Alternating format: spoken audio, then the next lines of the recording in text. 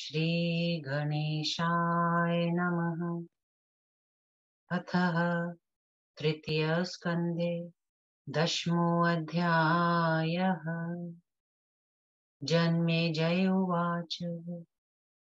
कोऽसौ सत्यव्रतो नाम ब्राह्मणो द्विजसत्तमः। कस्मिन् देशे समुत्पन्नः कीदृशश्च वदस्व मे। कथं तेन श्रुतः शब्दः कथमुच्चारितः पुनः। सिद्धिश्च कीदृशी जाता तस्य विप्रस्य तत्क्षणात्। कथं तुष्टा भवानी सा सर्वज्ञा सर्वसंस्थिता। विस्तरेण वदस्वाध कथामेतां मनोरमाम्। सूत उवाच। इति पृष्टस्तदा राज्ञा व्यासः सत्यवती सुतः। उवाच परमोदारं वचनं रसवच्छ्रुति। व्यास उवाच। शृणु राजन् प्रवक्ष्यामि कथां पौराणिकीं शुभाम्। श्रुता मुनिज समाजेषु मया पूर्वं कुरुद्वः। एकदाहं कुरुश्रेष्ठ कुर्वस्तीर्थाटनं शुचि। सम्प्राप्तो नैमिषारण्यं पावनं मुनिसेवितम्। प्रणमयाहं मुनिः सर्वान् स्थितस्तत्र वराक्षमे। विधिपुत्रास्तु यत्रासं जीवन्मुक्ता महाव्रता। कथा प्रसंग एवासि तत्र विप्रसमागमे। जमदग्निस्तु प्रपप्रच्छ मुनिनेवं सभास्थितः। जमदग्नि उवाच। सन्देहोऽस्ति महाभागा मम चेतसि तापसा। समाजेषु मुनीनां वै निसन्देहो भवाम्यहम्। ब्रह्मा विष्णुस्तथा रुद्रो मघवा वरुणो नलः। कुबेरः पवनस्तवष्टा सेनानीश्च गणाधिपः। सूर्योऽश्विनौ भगः पूषा निशानाथो ग्रहस्तथा। आराधनीयतः तमः कोत्र वाञ्छितार्थफलप्रदः। सुखसेव्यश्च सततं चाशु तोष च मानदः। ब्रुवन्तु मुनयः शीघ्रं सर्वज्ञा संशितव्रता। एवं प्रश्ने कृते तत्र लोमशो वाक्यमब्रवीत्। जमदग्ने शृणुष्वैतदत्पृष्टं वै त्वयाधुना। सेवनीयतमाशक्ति सर्वेषां शुभमिच्छताम्। परा प्रकृतिराधा च सर्वागा सर्वदा शिवा। देवानां जननी सैव ब्रह्मादीनामहात्मनाम्। आदिप्रकृतिमूलं सा संसारपादपस्य वै। स्मृता चोच्चारिता देवी ददाति किल वाञ्छितम्। सर्वदैवार्धचित्ता सा वरदानाय सेविता। इतिहासं प्रवक्ष्यामि शृण्वन्तु मुनयः शुभम्। अक्षरोच्चारणमात्रस्य चारणादेव यथा प्राप्तं द्विजेन वै। कोसलेषु द्विजः कश्चित् देवदत्तेति विश्रुतः। अनपत्यश्चकारेष्टि पुत्राय विधिपूर्वकम्। तमसातीरमास्थाय कृत्वा मण्डपमुत्तमम्। द्विजानाहूय वेदज्ञान सत्रकर्म विशारदान्। कृत्वा वेदिं विधानेन स्थापयित्वा विभावसु। पुत्रेष्टिं विधिवत् तत्र चकार द्विजसत्तमः। ब्रह्माणं कल्पयामास सुहोत्र मुनिसत्तमम्। अध्वर्युयाज्ञवल्क्यवं च होतारं च बृहस्पतिं। प्रस्तोतारं तथा मुद्गतारं च गोभिलम्। सभ्यानन्यान् मुनीन् कृत्वा विधिवत् प्रददौ वसु।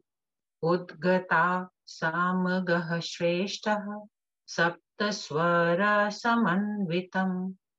रथन्तरग्म गायत्तु स्वरितेन समन्वितम्।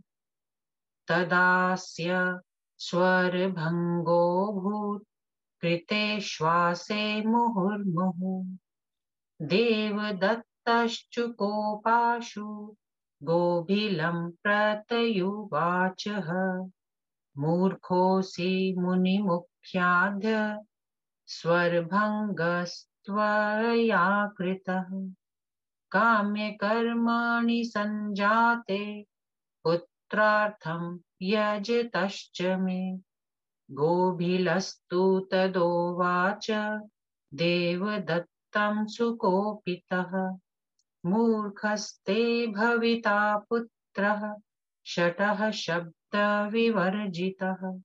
सर्वप्राणिशरीरे तु श्वासोच्छ्वासः सुदुर्ग्रहः। समेत्रदूषणं किञ्चित् स्वरभङ्गे महामते। तच्छ्रुत्वा वचनं तस्य गोभिलस्य महात्मनः। शापाद्भीतो देवदत्तस्तु मुवाचादिति दुःखितः। कथं क्रुधोऽसि विप्रेन्द्र वृथा मयि निरागसि। अक्रोधना हि मुनयो भवन्ति सुखदाः सदा। स्वल्पे पराधे विप्रेन्द्र कथं शप्तस्त्वयाहम्। अपुत्रोऽहं सुतप्तः प्राक्तापयुक्तः पुनः कृतः। मूर्खपुत्राद् पुत्रत्वं वरं वेदविदो विदुः। तथापि ब्राह्मणो मूर्खः सर्वेषां निध एव हि। पशुवच्छूद्रवच्चैव न योग्यः सर्वकर्मसु। किं करोमीह मूर्खेण पुत्रेण द्विजसत्तम। यथा शूद्रस्तथा मूर्खो ब्राह्मणो नात्र संशयः। न पूजार्हो न दानार्हो निधश्च सर्वकर्मसु। देशे वै वसमानश्च ब्राह्मणो वेदवर्जितः। कर्दः शूद्रवच्चैव मन्तव्यः स च भूभुजा। नासने पितृकार्येषु देवकार्येषु सद्विजः। मूर्खः समुपवेशश्च कार्यस्य फलमिच्छति। क्षता राज्ञा शूद्रसमो गेयो न योज्यः सर्वकर्मसु कर्षकस्तु द्विजः कार्यो ब्राह्मणो वेदवर्जितः विना विप्रेण कर्तव्यं श्राद्धं कुश्च तेन वै न तु विप्रेण मूर्खेण श्राद्धं कार्यं कदाचन आहारादधिकं चान्नं न दातव्यं पण्डिते दाता नरकमाप्नोति गृहीता तु विशेषतः धीग्राज्यं तस्य राज्ञो वै यस्य देशे बुद्धा जना पूजयन्ते ब्राह्मणा मूर्खा दानमानादिकैरपि आसने पूजने दाने यत्र भेदो न चान्वपि मूर्खपण्डितयोर्भेदो ज्ञातव्यो विबुधेन वै मूर्खा यत्र सुगर्विष्ठा दानमानपरिग्रहै तस्मिन् देशे न वक्तव्यं पण्डितेन कथञ्चन असतामुपकाराय दुर्जनानां विभूतयः पिचुमन्दः फलाढ्योऽपि काकैरेवोपभुज्यते भुक्त्वान्नं वेदविद्विप्रो वेदाभ्यासं करोति वै क्रीडन्ति पूर्वजास्तस्य स्वर्गे प्रमुदिता किल गोभिलातः गोभिलातः किमुक्तं वै त्वया वेदविदुत्तमम् संसारे मूर्खपुत्रत्वं मरणादतिगर्हितं कृपां कुरु महाभाग शापस्यानुग्रहं प्रति दीनोद्धारणशक्तोऽसि पतामि तव पादयो लोमशुवाच इत्युक्त्वा देवदत्तस्तु पतितस्तस्य पादयो स्तुवन्दीनहृदयत्यर्थं कृशणः साक्षुलोचनः गोभीलस्तु तदा तत्र दृष्ट्वा तं दीनचेतसं क्षणकोपामहान्तो वै पापिष्ठाः कल्पकोपिना जलं स्वभावतः शीतं पावकात्पयोगतः उष्णं भवति तच्छीघ्रं तद्विनाशिशिरं भवेत् दयावान् गोभिलस्त्वाह देवदत्तं सुदुःखितम् मूर्खो भूत्वा सुतस्ते वै विद्वानपि भविष्यति इति दत्त्वरसोऽर्थ मुदितो भूद्विजर्भशः इष्टिं समाप्य विप्रान् वै विससर्ज यथाविधि कालेन कियता तस्य भार्या रूपवती सती गर्भं दधार काले सा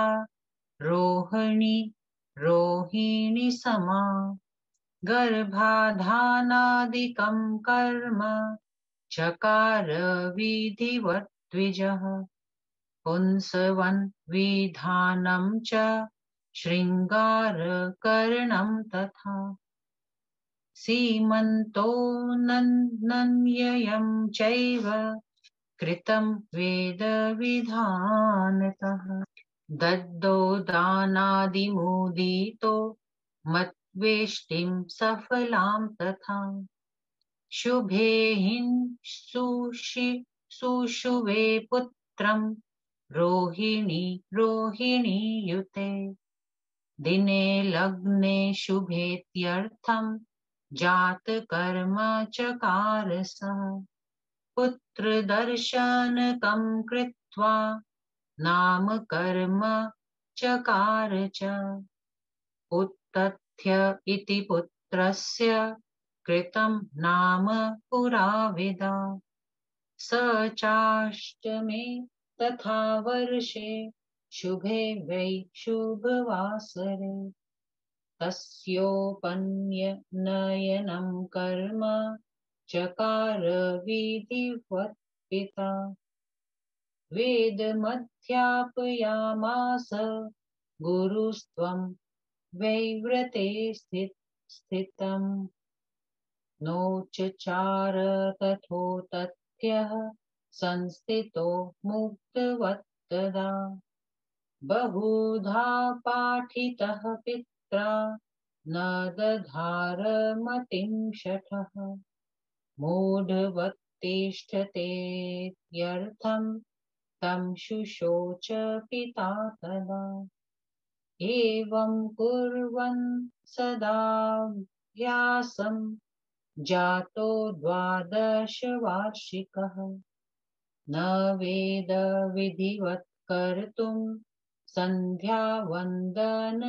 विधिं मूर्खोद्भूता दतिलोकेषु गता वर्ताति विस्तरा ब्राह्मणेषु च सर्वेषु तापसेषु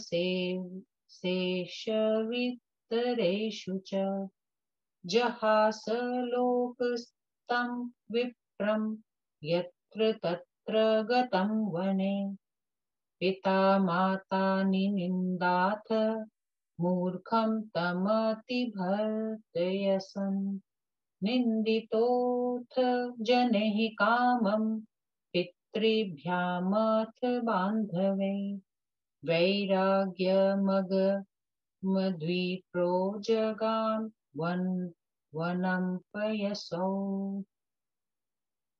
अन्धो वरस्तथा पन्गुर्मूर्खस्तु वरः सुतः इत्युक्तोऽसौ पितृभयां वै विवेश काननं प्रति गङ्गातीरे शुभे स्थाने कृत्वोटजमनुत्तमम् वनयामृतिं च संकल्प्य स्थितस्तत्र समाहितः नियमं च परमं कृत्वा नासत्यं प्रब्रवीम्यहम् स्थितस्तत्राक्षमे रम्ये ब्रह्मचर्यव्रतो हि सः इति श्रीदेवी भागवते महापुराणे तृतीय स्कंदे 10वां अध्यायः तृतीय स्कंदे 10वां अध्याय हिंदी अनुवाद सत्यव्रत ब्राह्मण की कथा। राजा जन्मेजय ने व्यास जी से पूछा, वह द्विज श्रेष्ठ सत्यव्रत ब्राह्मण कौन था? वह किस देश में और किस तरह जन्मा, सो बताइए। उसने यह एई एई शब्द कहाँ सुना और कैसे स्वयं भी उसका उच्चारण करने लगा? उस विप्र को तत्काल कैसे सिद्धि प्राप्त हो गई? सब प्राणियों की अंतरात्मा में विराजने वाली भगवती उस पर किस तरह प्रसन्न हुई? आप यह मनोहर कथा मुझे विस्तार पूर्वक सुनाइए। सूत जी बोले, राजा जन्मेजय के इस प्रकार प्रश्न करने पर सत्यवती पुत्र व्यास जी रसीली, पवित्र एवं परम उदार वाणी में बोले। व्यास जी कहने लगे, हे राजन सुनिए, मैं पुराण सम्मत व कल्याणकारी कथा कह रहा हूँ। हे कुरुवंश के धुरंधर, बहुत दिन पहले मुनि मंडली में मैंने स्वयं ये कथा सुनी थी। हे कुरुक्षेत्र, एक बार तीर्थ यात्रा करता हुआ मैं बहुतेरे मुनियों द्वारा सेवित परम पावन नैमिषारण्य तीर्थ में जा पहुंचा। वहां के सब मुनियों को प्रणाम करके मैं उसी आश्रम में टिक गया। उस आश्रम में ब्रह्मा जी के पुत्र महाव्रती और जीवन मुक्त मुनि निवास करते थे। वहां उपस्थित ब्रह्म मंडली में कथा का ही प्रसंग चल रहा था। उसी सभा में महर्षि जमदग्नि ने उन प्राण मुनियों से प्रश्न किया। जमदग्नि बोले, हे महाभाग तपस्वियों, मेरे मन में एक बहुत बड़ी शंका है। मुझे आशा है मुनि मंडली में उसका सम्यक समाधान हो जाएगा। वह शंका यह है कि ब्रह्मा जी, विष्णु जी, शिव जी, इंद्र, वरुण, अग्नि, कुबेर, वायु, त्वष्टा, स्वामी कार्तिकेय जी, गणेश जी, सूर्य, दोनों अश्विनी कुमार, भग, चंद्रमा और नवग्रहों, इन देवताओं में कौन देवता सर्वश्रेष्ठ और आराधनीय है, जिसकी आराधना करने से शीघ्र कामना पूर्ण हो जाती है। हे मानदायक मुनिजन, कौन सा देवता सुख सेव्य और शीघ्र प्रसन्न होने वाला है? हे मुनियों, हे सर्वज्ञ, हे व्रत धारिण, आप हमें शीघ्र बताइए। इस प्रकार प्रश्न करने पर लोमश मुनि ने कहा, हे जमदग्नि, आपने जो प्रश्न किया है उसका उत्तर सुनिए। आत्म कल्याण चाहने वाले सभी लोगों को शक्ति की उपासना करनी चाहिए, क्योंकि वे ही सर्वश्रेष्ठ, परा प्रकृति, सर्वगामिनी, सर्वदायिनी और कल्याणकारी कारिणी हैं। वे ही ब्रह्मादि बड़े बड़े देवताओं की जननी हैं। संसार रूपी वृक्ष की वे ही मूल आदि प्रकृति हैं। स्मरण तथा नामोच्चारण करते ही वे वांछित फल दे देती हैं। उनका चित्त सदा दया से आर्द्र रहता है। जो लोग उनकी उपासना करते हैं उन पर वे सदा दयालु रहती हैं। हे मुनियों, मैं एक पुनीत इतिहास सुनाता हूँ, सुनिए। एक ब्राह्मण ने केवल ऐ अक्षर का उच्चारण करके सिद्धि प्राप्त कर ली थी। कोसल देश में देवदत्त नाम का एक ब्राह्मण रहता था। उसकी कोई संतान नहीं थी, अतएव पुत्र प्राप्ति के लिए उसने विधिवत पुत्रेष्टि यज्ञ आरंभ किया। तमसा नदी के तट पर उसने उत्तम मंडप बनाया और वेदज्ञ तथा यज्ञ कार्य में निपुण ब्राह्मणों को निमंत्रित किया। विधान के अनुसार वेदी बनाकर अग्नि स्थापन किया और उस श्रेष्ठ ब्राह्मण ने पुत्रेष्टि आरंभ कर दी। उस यज्ञ में उसने मुनि सत्तम सुहोत्र को ब्रह्मा, याज्ञवल्क्य मुनि को अधर्वयु और बृहस्पति को होता बनाया। पैल मुनि को प्रस्तोता, महर्षि गोभिल को उद्गाता तथा अन्य मुनियों को सभ्य बनाकर उसने उन्हें प्रचुर धन दान दिया। तभी सामवेद के गायन में निपुण उद्गता महर्षि गोभिल सप्त स्वर युक्त तथा स्वरित समन्वित रथंतर सामवेद का गान करने लगे, किंतु बार बार सांस लेने के कारण स्वर भंग हो गया। तब देवदत्त ब्राह्मण ने कुपित होकर गोभिल मुनि से कहा, हे मुनियों में मुख्य गोभिल, तुम मूर्ख हो। मैंने पुत्र प्राप्ति के लिए काम्य कर्म स्वरूप यह यज्ञ ठाना था, उसमें तुमने स्वर भंग कर दिया। तब अत्यधिक क्रुद्ध होकर गोभिल ने शाप देते हुए कहा कि इस यज्ञ में उत्पन्न तुम्हारा पुत्र मूर्ख, शठ और गूंगा हो। सभी प्राणियों के शरीर में यह देखा जाता है कि श्वास लेते और छोड़ते हैं। श्वास को रोक लेना बड़ा कठिन कार्य है। ऐसी स्थिति में यदि स्वर भंग हो गया हो तो मेरा कोई दोष नहीं है। महात्मा गोविल के वचन सुनकर शाप से भयभीत देवदत्त ने बहुत दुखी होकर कहा, हे विप्रेंद्र, मुझ निरपराध आप नाहक नाराज हो गए, क्योंकि मुनि लोग तो सदा क्रोध रहित और सुखदायक होते हैं। तनिक से अपराध पर वे विप्रवर आपने मुझे शाप क्यों दे दिया? एक तो निपुता होने के कारण मैं पहले ही दुखी था, उस पर शाप देकर आपने मुझे और भी दुखी कर दिया है। वेदज्ञ विद्वानों का कथन है कि मूर्ख पुत्र की अपेक्षा पुत्रहीन रहना कहीं अच्छा है। इस पर भी ब्राह्मण बालक का मूर्ख होना तो और भी निंदनीय माना जाता है। मूर्ख ब्राह्मण पशु और शूद्र के समान सब ऊंचे कामों में अयोग्य समझा जाता है। हे द्विज सत्तम, ऐसी दशा में मैं मूर्ख पुत्र को लेकर क्या करूंगा? शूद्र और मूर्ख ब्राह्मण दोनों समान होते हैं, इसमें कोई संशय नहीं है। वह न पूज्य माना जाता है और न दान लेने का ही अधिकारी होता है। वह सभी कामों में निग्न माना जाता है। किसी भी देश में बसा हुआ मूर्ख ब्राह्मण शूद्र के समान ही राजा के द्वारा करदाता माना जाता है। पितृ कार्य तथा देव कार्य में वह आसन नहीं पाता। अपने शुभ कार्य के फलेच्छुक व्यक्ति को चाहिए कि वह मूर्ख ब्राह्मण को किसी कार्य भी ना नियुक्त करे। राजा का भी यह कर्तव्य है कि वह मूर्ख ब्राह्मण को शूद्र के समान समझे और किसी काम में न लगाए। ऐसे वेदहीन ब्राह्मण से तो साधारण किसान के समान खेती कराना चाहिए। यदि विज्ञ ब्राह्मण न मिले तो कुश की आसनी बिछाकर स्वयं श्राद्ध कर लें, किंतु मूर्ख ब्राह्मण से श्राद्ध कदापि न करें। मूर्ख ब्राह्मण को भोजन से अधिक अन्न न दें, क्योंकि उसे दान देने से दाता नरकगामी होता है और दान लेने वाला मूर्ख ब्राह्मण भी नरक में जा पड़ता है। उस राजा के राज्य को अधिकार है जिसमें मूर्ख लोग निवास करते हैं और मूर्ख ब्राह्मण दान मान से सम्मानित होते हैं। जहाँ आसन, पूजन और दान में अणुमात्र भी भेद न माना जाता हो, वहां भी मूर्ख और पंडित में विद्वानों को अवश्य भेद कर लेना चाहिए। जिस देश में दान, मान और परिग्रह पाकर मूर्ख गर्वीले हो जा गए हों, उस देश में कोई विद्वान पंडित कदापि ना बसे। दुर्जनों की संपदा से दुर्जन लोगों का भी भला होता है। जैसे नीम का वृक्ष बहुतेरे फलों से लदा हो, तो भी वह केवल कौवों के लिए ही उपयोगी होता है। वेदज्ञ ब्राह्मण अन्न खाकर वेदाभ्यास करता है, जिससे उसके पूर्वज परम प्रसन्न होकर स्वर्ग में विहार करते हैं। अतएव हे वेदज्ञों में उत्तम गोभिल मुनि, आपने यह क्या कर डाला है? इस संसार में मूर्ख पुत्र का पिता होना तो मरण से भी गर्भित होता है। हे हे महाभाग, आप मुझ पर कृपा करके इस शाप से छुटकारा दे दीजिए।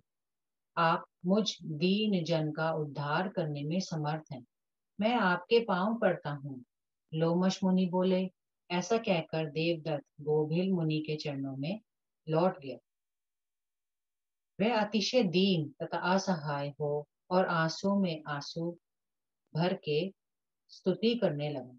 देवदत्त को इस प्रकार व्याकुल तथा दुखित देखकर गोभिल मुनि को दया आ गई, क्योंकि महापुरुषों का क्रोध क्षण ही भर टिकता है, किंतु पापियों का कोप कल्पांतर नहीं शांत होता। जैसे जल स्वभावतः शीतल होता है, वही जल अग्नि तथा धूप पाकर गर्म हो जाता है, किंतु उस अग्नि तथा धूप के हटते ही वह पुनः शीतल हो जाता है। तब दयालु गोविंद मुनि ने बहुत दुखी देवदत्त से कहा, हे विप्र, आप घबराइए नहीं। मूर्ख उत्पन्न हो करके भी आपका पुत्र आगे चलकर विद्वान हो जाएगा। इस प्रकार गोविंद मुनि का वरदान पाकर द्विज श्रेष्ठ देवदत्त बहुत प्रसन्न हुए। उन्होंने विधिवत यज्ञ समाप्त करके ब्राह्मणों को विदा किया। कुछ समय बाद देवदत्त की रूपवती और सती साध्वी भार्या रोहिणी ने रोहिणी के समान गर्भ धारण किया। तब ब्राह्मण देवदत्त ने बड़े विधि विधान के साथ गर्भाधान, पुंसवन और श्रृंगारकरण आदि संस्कार संपन्न किया। उन्होंने वैदिक विधि के अनुसार सीमंतोन्नयन संस्कार करके पुत्रेष्टि यज्ञ को सफल मानते हुए बड़ी प्रसन्नता के साथ विविध प्रकार के दान दिए। तदंतर शुभ दिन तथा रोहिणी नक्षत्र में रोहिणी ने पुत्र प्रसव किया। तब देवदत्त ने शुभ दिन एवं अत्यंत शुभ लग्न में उस नवजात शिशु का जातकर्म, पुत्र दर्शन तथा नामकरण संस्कार किया। वेदज्ञ ब्राह्मण देवदत्त ने उस बालक का उत्तत्य नाम रखा। अष्टम वर्ष लगने पर शुभ दिन में उन्होंने उस बालक का विधिवत उपनयन संस्कार भी कर दिया। अब बालक उत्थय ब्रह्मचर्य व्रत लेकर गुरु से वेदाध्ययन करने लगा, किंतु वह कुछ भी न बोलकर गूंगे की तरह चुपचाप बैठा रहता था। उसके पिता देवदत्त ने उत्थय को पढ़ाने का बहुत प्रयत्न किया, किंतु उसकी प्रवृत्ति ही नहीं हुई और वह गूंगा ही बना रहा। इससे उसके पिता को अपार कष्ट हुआ। इस प्रकार वेदाभ्यास करते करते उत्थय 12 वर्ष का हो गया, किंतु उसे वैदिक विधि से संध्या तक करना नहीं आया। उसके बारे में सब लोग कहने लगे कि देवदत्त का बालक मूर्ख निकल गया। यह बात बहुत विस्तृत रूप से सभी तपस्वियों, ब्राह्मणों तथा अन्य लोगों में फैल गई। वह वन में जाकर कहीं भी जाता था तो लोग उसका उपहास करते थे। उसके माता पिता भी उसे मूर्ख की निंदा करते थे।